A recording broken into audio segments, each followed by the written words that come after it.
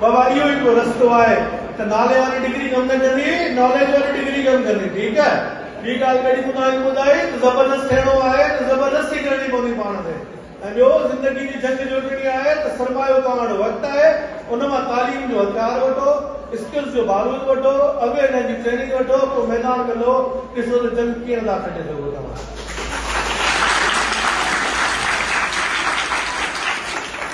असांजी सिंध जो नौजवान तकिड़ो ॾाढो आहे, इहो महिरबानी करे तकड़ खां कमु न वठो, मुस्तक़िल मिज़ाज थियो।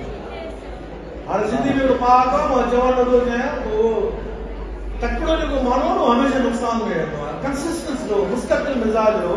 सक्सेस टाइम घुरे थी बाबा, सक्सेस जल्दी में न ईंदी आहे। उन करे मां हीअ आख़िरी शइ चई पंहिंजी स्पीच जी पुॼाणी कंदो, जेके को क्वेश्चन आंसर सेशन साईं करण जा मां बि अवेलेबल आहियां। त पहिरीं पेर खॼे पर जे लगातार खॼे, पहिरीं पेर खॼे पर जे लगातार खॼे, केॾी बि हुजे डिगी राह खुटी पवंदी आहे।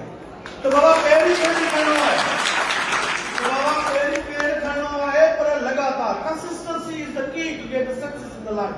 तो हैदराबाद जो नौजवानों अॼु मूंसां वाइदो कयो त महिनत करो, पंहिंजा स्किल सेट करो, अवेयरनेस हासिल करो, जिद्दोजहद करो, दिल सां करो, जज़्बे सां करो, इंशाअल्लाह मंज़िल तव्हांजी आहे। Thank U.